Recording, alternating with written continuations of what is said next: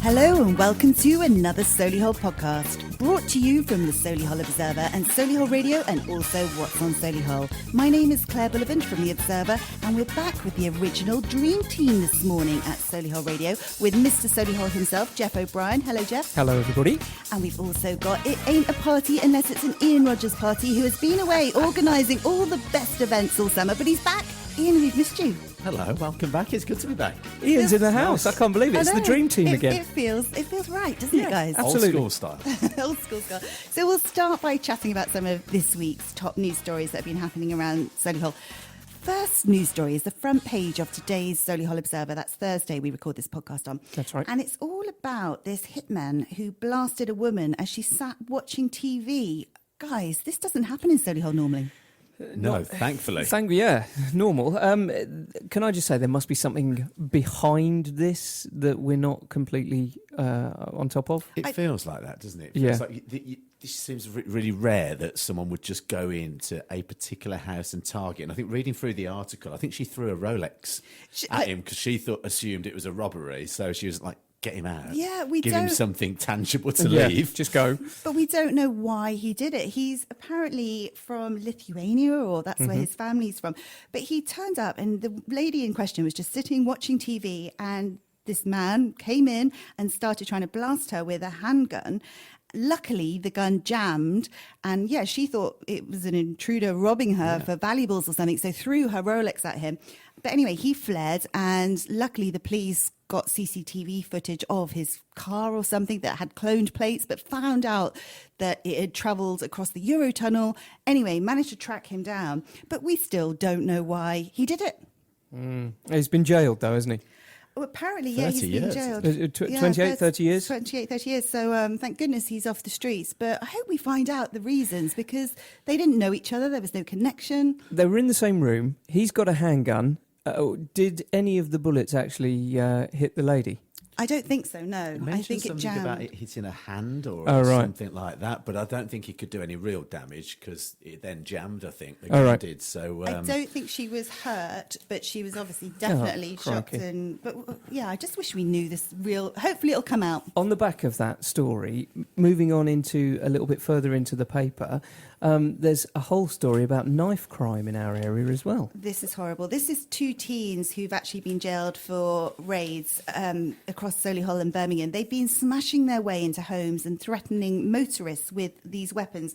You can see one of the weapons on page 7 of this week's Solihull Observer, and they call it like a zombie knife or something. That's horrific. Can you imagine being in your car or having somebody attack you with that?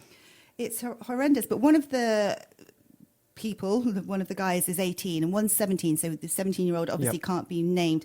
But apparently the report is that they were really brazen and cocky in these crimes. They were posting pictures on their social media of them posing in the cars they've stolen and with things that... I mean, it's just, what is the world coming to? It's a bit insane. I mean, I think they was wearing skeleton masks as well. I mean, that in itself, someone coming into your house in a skeleton mask, it's like something out of a horror movie, isn't it?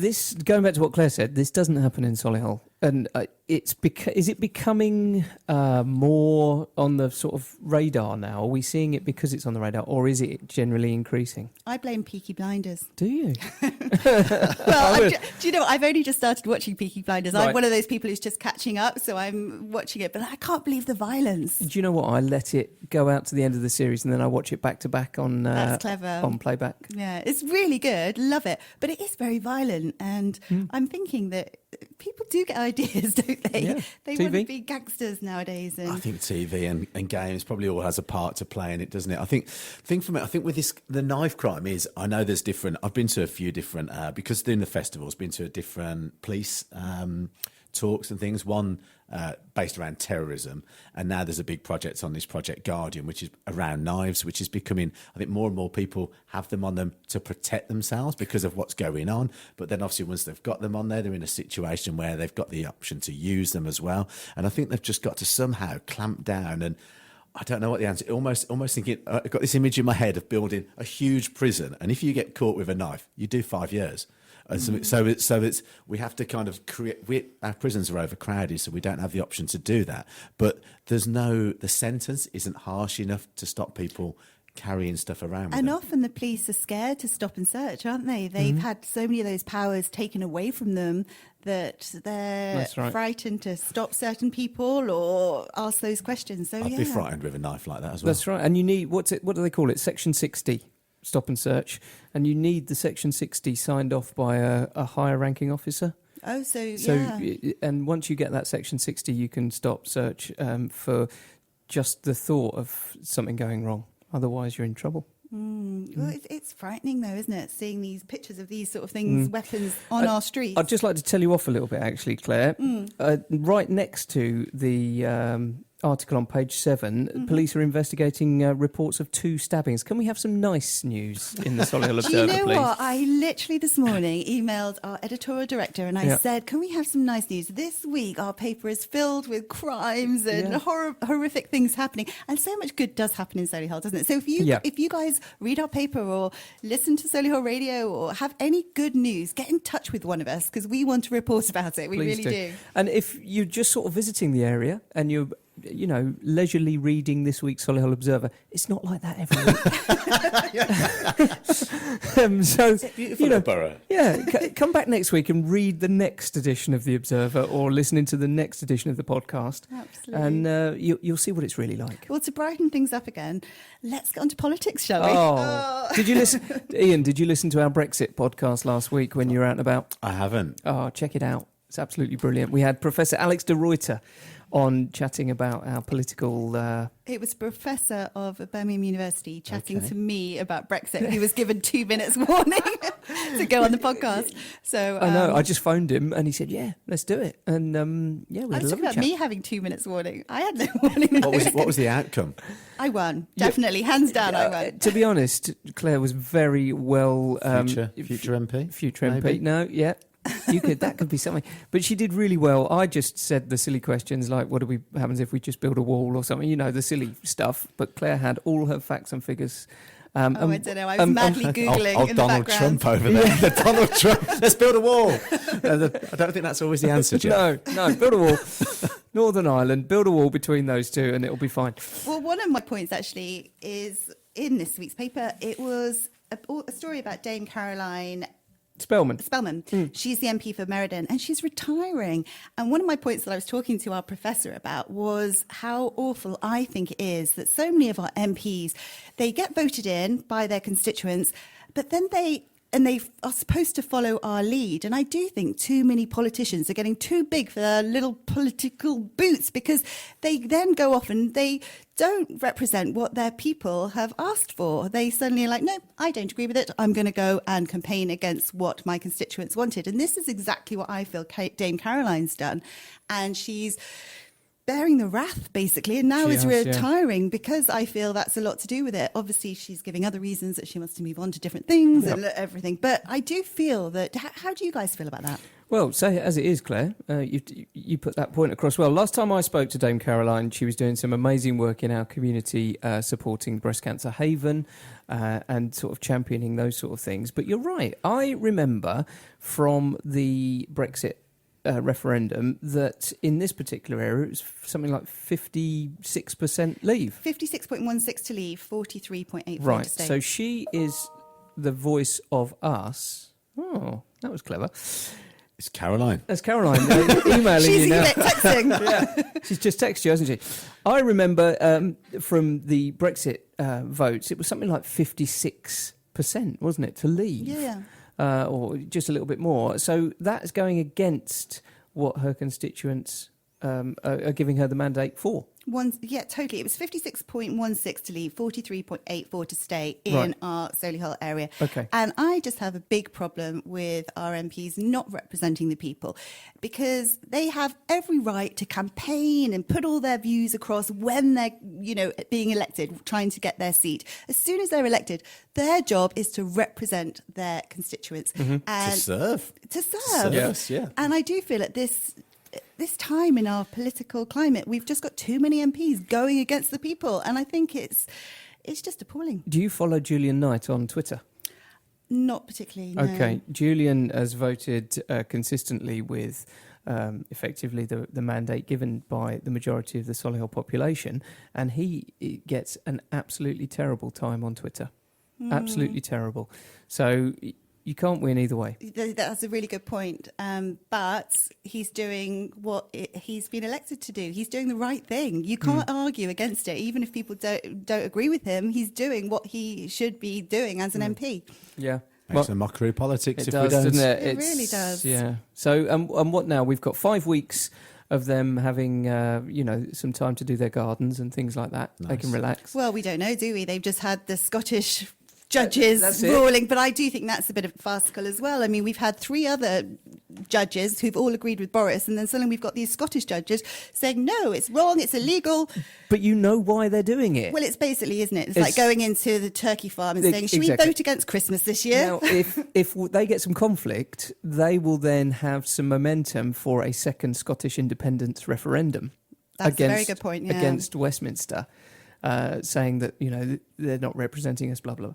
But yeah, I agree with you. I think there's an underlying motive behind that. And let's wait until the Supreme Court have a chat on Tuesday about it.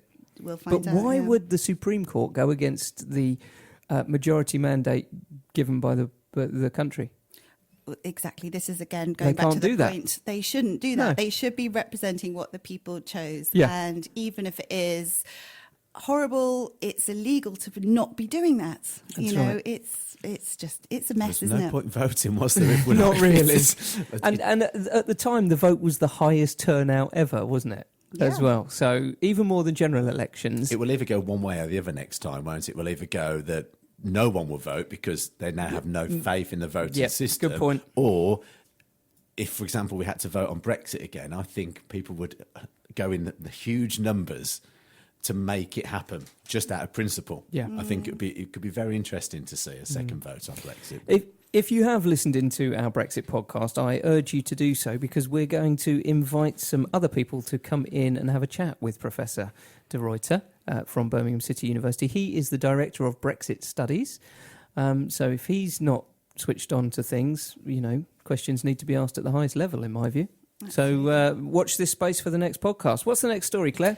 The next story I'd like to talk about is page 14, and it's Solihull's answer to Greta Thunberg. I don't know if you've been following Greta Thunberg. She's this amazing girl who's been travelling around the world, saving the planet. She recently sailed from Europe to America on this boat, which, a wind-powered boat, so she wasn't using electricity. She does all these things to make points, and she's got her own TED Talks, and she's only, I think, 15 or something, 16 perhaps now.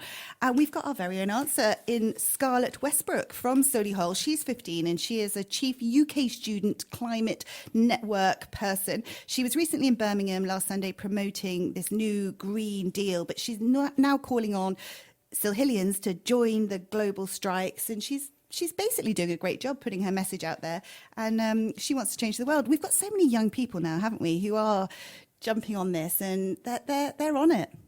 Don't get me started. What? Go on, I'm intrigued where this is going now. Don't get me started. No, the young people thing is good. Back in the olden days, when Ian was smaller and and things like that. I'm only kidding. Now that we've got social media and we've got worldwide instant media, it's very easy for the individual to get a message out there and get it shared and followed and things like that. Don't get me wrong, I'm not saying that there is no climate change and anything like that, but realistically, the Swedish girl, she's out there doing her thing for those sort of bits. And we've now got our representative here in Solihull. I think all of us inside feel exactly the same way that girl does. And we're out there, we're doing our bit, we're recycling. I've recently upgraded to LED light bulbs through the whole house.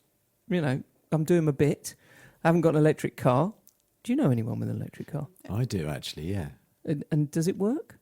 Yeah, you'd hope so. Yeah. It wasn't cheap. It was a Tesla one. Wow, that's top end electric car. Yeah, in fact, it's a company director I know that, and this is he bought 3 Teslas at the same time, and Well, there's 3 of us. yeah, I know. So let's see what we can do. Do you know there was no discount? Oh, you're at kidding. all, and it's because Tesla as a company never offer any discounts and they never advertise.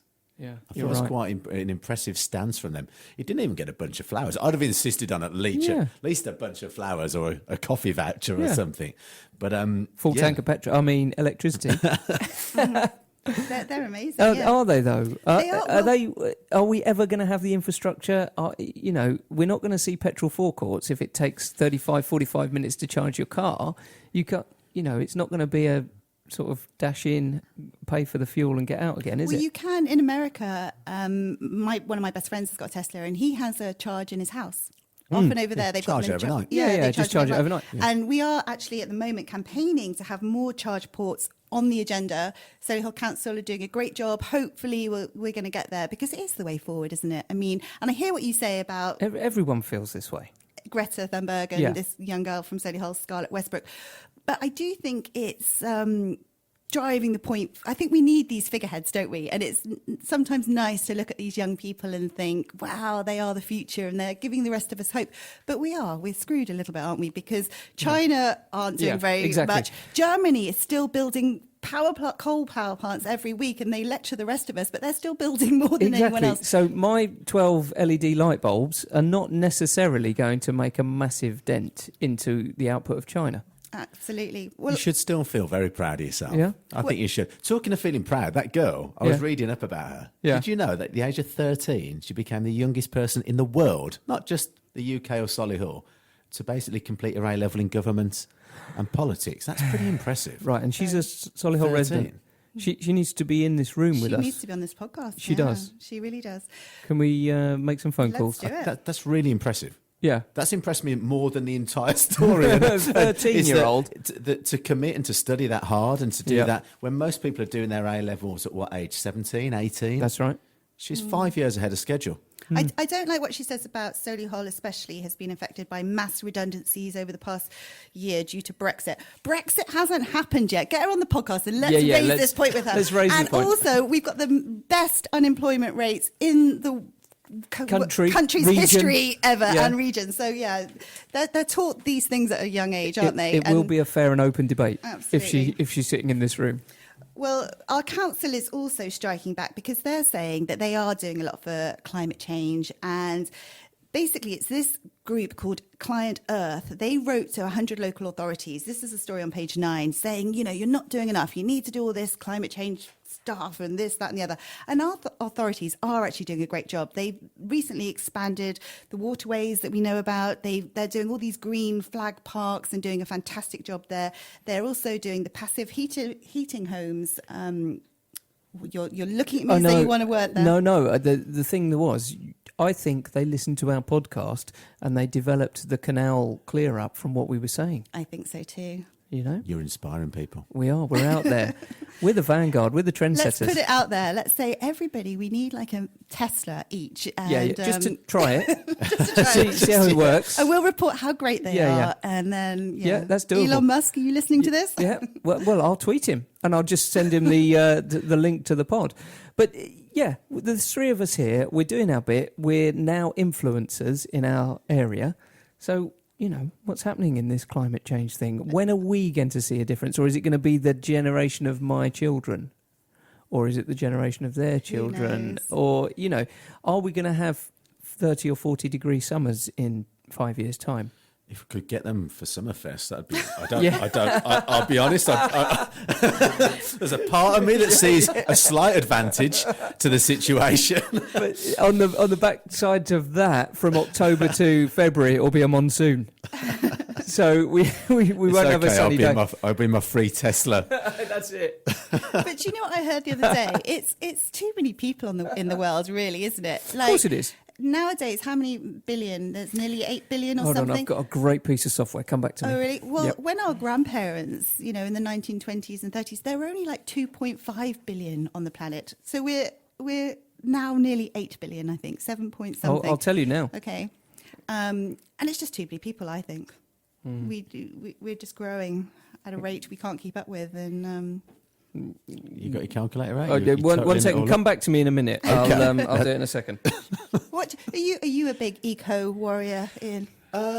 Yes, to a degree.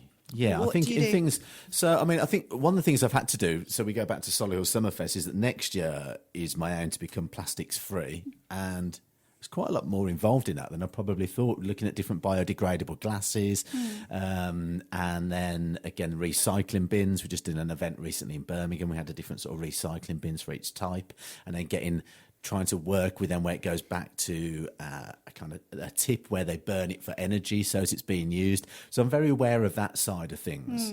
Because you must get through a lot of plastic bottles Yeah. Are they all recycled? So all the basically it's all collected. We basically have a company that come and collect all the rubbish. They take it back, they sort it, and they recycle what they can, Brilliant. and ensure it's used. Next year, what I really want to try and do is make sure that people can bring in their own empty kind of recyclable bottles and stuff that they use, and be able to have water filling stations on site. So Yeah, I went to a festival a couple of weeks ago in Worcester, the Sunshine Festival, and they just had a couple of taps. The queues for the taps, they were incredible. There were just lines and lines of people filling up their water bottles, but the taps were just constantly running. And it seemed to work quite well.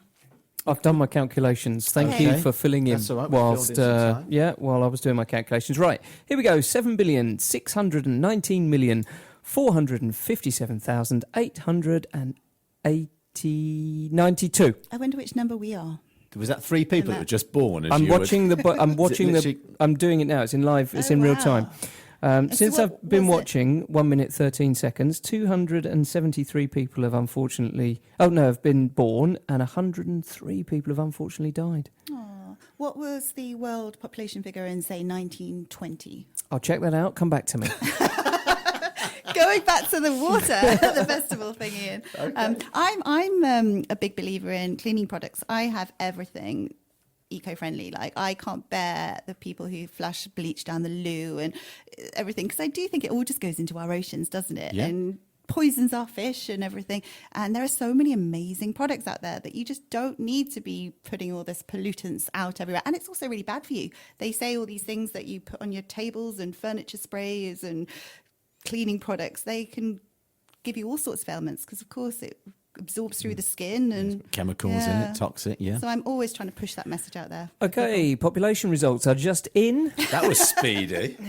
Population results in the 1900s, so turn of the century there, 1.56 billion. So look how That's much a we're huge growing. increase, isn't it? It is. We can't sustain We need it. so we need prisons and birth control. That's what. That's it. Prisons and birth control. So yeah, from the turn of the 19th to the turn of the 2000s, we've gone from 1.56 in world population right up to 6.06. And just think of all those people using plastics and putting pollutants everywhere. And Yeah, there's going to be pollution, eating isn't there? meat and it's Mad figures. It is mad figures. So, we need to find another planet to terraform. There's a lovely web page if you're listening in. Go to breathingearth.net. That will give you real-time simulations of birth, death, and world population, and how much CO2 has been emitted since. In fact, I've been on this website now for 2 minutes. Well, in fact, 3 minutes. And since those last 3 minutes have elapsed, 138,000 tonnes of carbon dioxide have been emitted in the world. Oh my goodness! Not only is the paper depressing this week, Yeah, this sorry is about that, depressing. everyone. That's me done. Oh dear. What's that website again? I'm making a note of this. Breathingearth.net. It's a real-time simulation. It also tells you the birth and death rate in every country in the world. So if I just hover my mouse over there, in the United Kingdom, our current population is 64,261,937. 36. Sorry about that. And for what that was person. our population back at the Oh, turn I of- haven't got that detail. I've only got it in real time. You've really been put to the test. haven't you? One person, unfortunately, dies in our country every 54 seconds. Oh, But on the flip side, one person is born in our country every 41 seconds. wow. So we're catching up.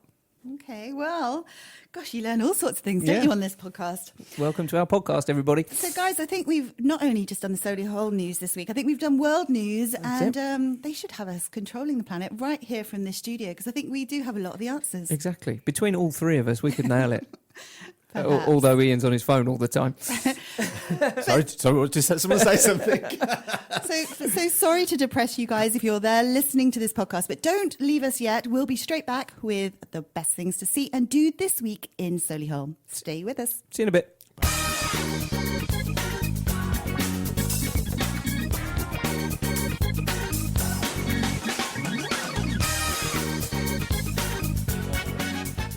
Welcome back. You are listening to this week's What's on Solihull with me, Geoff O'Brien from Solihull Radio, Ian Rogers from What's on Solihull, and of course the amazing Claire Bullivant from Solihull Observer. Oh, you can do the intros again, Geoff. I like that. See what I did there? Yes. Nice work.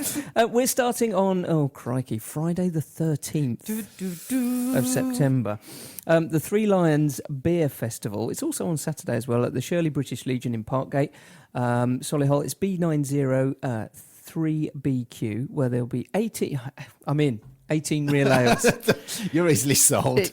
I'm there. 5 ciders, open each day from 12 until 12 noon, that is, until 10 p.m. Admission is £10. You get your glass, your programme, and £5 in beer tokens. So that's really only a fiver in, isn't it? Yeah. I'm interested. Right, www.shirleylions.co.uk/events. And I'm sure you'll find the beer festival information there. But when's that again? It's Friday. That's tomorrow. Friday the 13th. Also on Friday the 13th, if you can still get tickets, because I know they've just been flying, but at the Core tomorrow night, Friday the 13th, it's the Roy Orbison story. This is Barry Steele and friends return with this brilliant show. If you do manage to get a ticket, grab it, because it's going to be a great show. It's also on Saturday as well. So if you can't get a ticket for Friday, move across to the weekend. Okay, great. He's a good tribute, actually, Barry. You've seen him? Yeah, really good. Brilliant. Really good show. Saturday the 14th of September, Borsal Common have got their Residents Association litter pickers.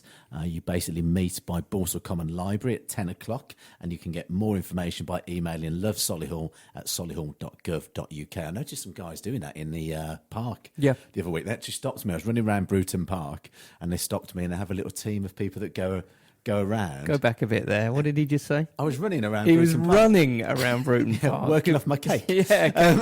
You know the rules. Eat cake, run. So, yeah, and they were just basically, they've got people that's going out and they go running and they stop and do litter picking as they go along. That's quite good. Talking of running, didn't you just do a big run? I did the wolf run at the weekend. How was Nice. that? Oh, I'm fitter than I thought I was. Amazing. I didn't suffer as badly as I was imagining. But did you hear this, Ian? He swam in his trainers. I know, open water Did swimming. everyone swim in their trainers? Yeah, you just have to jump in. And the stuff that you actually, as you jump in, it feels actually, your foot sinks into something that you've got no idea what it is. And then you sort of try and get the swimming going, and your trainers get so heavy, you just find it really tricky. And the temperature of the water took my breath away as well, so I was struggling a bit. And then when you come out and run again, Yep. don't you get blisters because your feet are all wet? Yeah, you do, yeah. Well, it sounds horrendous. Yeah, it was I'm glad you enjoyed it. I tell you what, I'm sneakily thinking about doing the winter one. What about a Tough Mudder? Something like that? Would you do that? They're easier. Easier? They're easier, apparently. Okay. Yeah, I did the one down in Leamington Spa. It's a brand new venue. The obstacles were amazing. They were so high. The cargo nets were built so high up. And whatnot. But it was really good fun. I did a Tough Mudder over in America in San Diego a couple of years ago, and it was amazing, but we didn't really do half the obstacles because you don't have to do them. You just walk You around could them. just walk around them. And we just did lots of photos at the end, posing in our headbands and things. So Cool. It's good fun to just do, isn't it? You don't have to do them. I know, but thank you very much to the Get Ahead charity. Louise is the charity manager there on the Warwick Road, and while I'm here, if you can get across to the Get Ahead website, they still have some tickets available for the Get Ahead charity ball, which is called Step Into Christmas at the Hilton Metropole. So Fabulous. go and have a look there, please. Going back to Saturday this weekend, the 14th of September, we've got Harvest Saturday happening at Packwood House, Lapworth, Solihull. Come and meet the garden team, they say, to see what's being harvested in the garden this autumn. You can sample and learn all about the fresh produce grown at Packwood. So that's a nice thing to do, isn't it? And it's all part of the National Trust. So you can find out all the details on the National Trust website, which is nationaltrust.org.uk. Here's a good one. If you've listened to this podcast before, you would also know that we would have Mel in having a chat, and she's the chief executive of the Solihull BID, the Business Improvement District. Now, we have got the Street Circus coming to Solihull on Saturday, the 14th of September. If I just quickly read you the details, it's flying into the town centre between 11 o'clock and 4 o'clock with a mesmerising display of different circus acts. Shows will be taking place in a unique big yellow bus, which will be positioned in Mel Square. And a completely free event as well. It looks great. I've seen the posters and the billboards around town. Does it really? It looks really, that's going to be really entertaining. The last time I saw these guys, they were down in Covent Garden. And Okay. they basically travel around, and they were so good in Covent Garden. Trapeze acts, jugglers, fire, the whole thing. And it's just a really good show. You can just walk up and watch some proper old school street performance. And Mel, in this week's column in the paper, she hastens to add there are no animals. It's not that sort of circus. No. She does a good column actually this week in the paper, all about all the things that Solihull does bring to the high street and bring into town. And it's amazing to see, isn't it? We just love the Solihull bid because they do so many of these sort of things, and it really does get people, shopping on our high street. And They've had a great programme of events And- recently, really good. Not going to give you too much of a heads up, but towards the end of the month, it's the food festival. I do love food. I tell you, Mel. You found is- my weak festival. spot again. Yeah, you know- More running Festivals. around the And park festival. required. You know why Mel's not here? She's busy organising all of the events for the town centre. absolutely. And hasn't she just got back from New York or something? Yeah, as well? she's just flown back. She's been food testing over in New York. Cheesecake? New York cheesecake style? and deli stuff. But that'll be great. So if you are in or around Solihull on Saturday, why don't you come down to the town centre between 11 and 4 and have a watch of the amazing street circus. Perfect. Also, I have noticed that the Eton Fine Art Gallery between 1 and 3, if you're in the town, Lee Lambert, very good artist, will be showing some of his work there. And also signing things as well. So. Brilliant. Have you ever been into that? Eton No, Art? but I keep seeing all the events that you have on. They tweet us and Instagram us quite a lot, and we've been down with the Touchwood team. It's some really good. It just feels really nice when you walk in. Nice bunch of people as well. Brilliant. Also on Saturday, I love these. These are last night of the proms, and this is happening by the Shirley Brass Band at the Dove House Theatre. And this is one of the best brass bands in the region, they tell me. I can tell you a little bit more actually, because I had two of the players in yesterday. Oh, fantastic. Is that what that noise was? That was the noise. Sorry about that. Think about your neighbours. Yeah, they were both in yesterday. They were telling me a little bit about the history of the brass band. It is 100 years old this year. Oh, fantastic. And between you, me and Ian, one of the longest serving members was here, a guy called Philip. His second longest serving member, because I think Robin has pipped him at the post there. And it's going to be a great gig. Last night at the proms, it's exactly the same as last night at the proms on the telly. They've got a lovely programme and line-up. They've got a guest soloist from Birmingham Conservatoire and the Grimethorpe Band, a lady called Helen Varley from memory. I'm sorry, Helen, if I've got your surname wrong. And she's going to be coming to play tenor horn, and she is world-class brass band Amazing. player. And it'll be at the Dove House Theatre. Do you play any brass instruments? I know you play all sorts of instruments. I can get by on trombone. Oh, fab. I know where the notes are.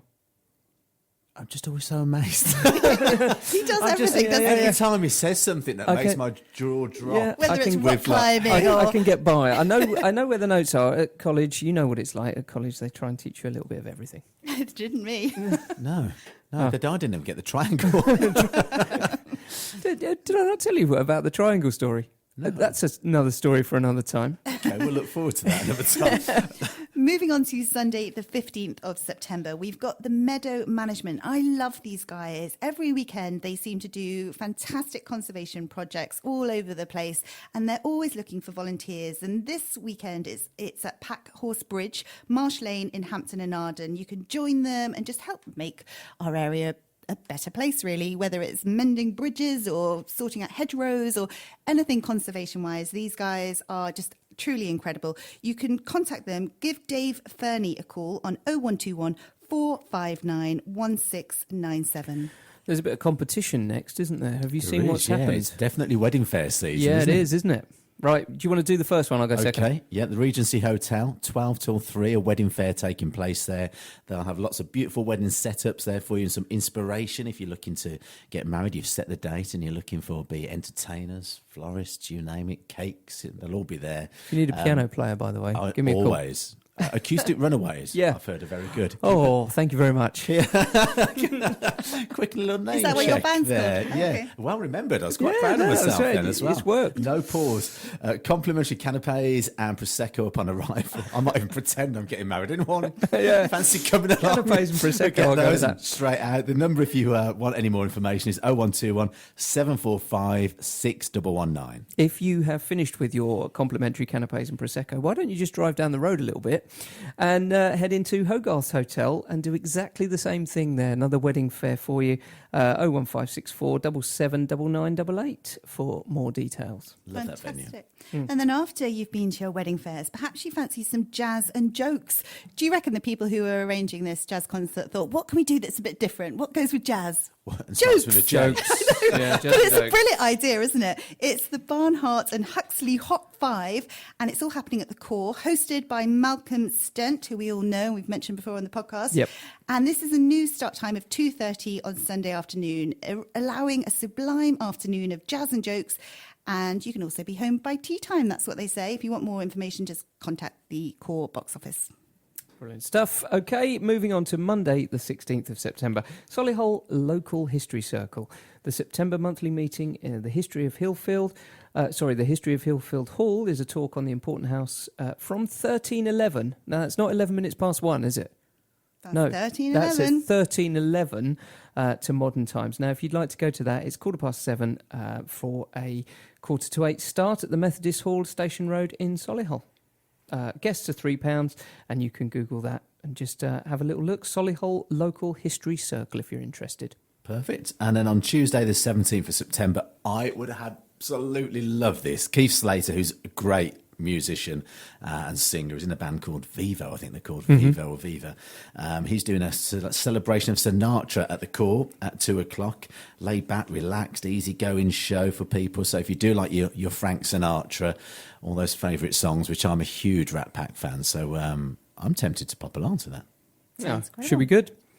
Well, it's another packed week of events and things to do in Solihull. And remember, if you've got an event going on, do let us know at the Solihull Observer, at Solihull Radio, and at What's on Solihull. And let us know so we can let everyone know. Anyway, thanks for listening to this podcast, and we'll be back next week. Thanks, Geoff. Thanks a lot. Thanks Thanks Ian. a lot. Bye.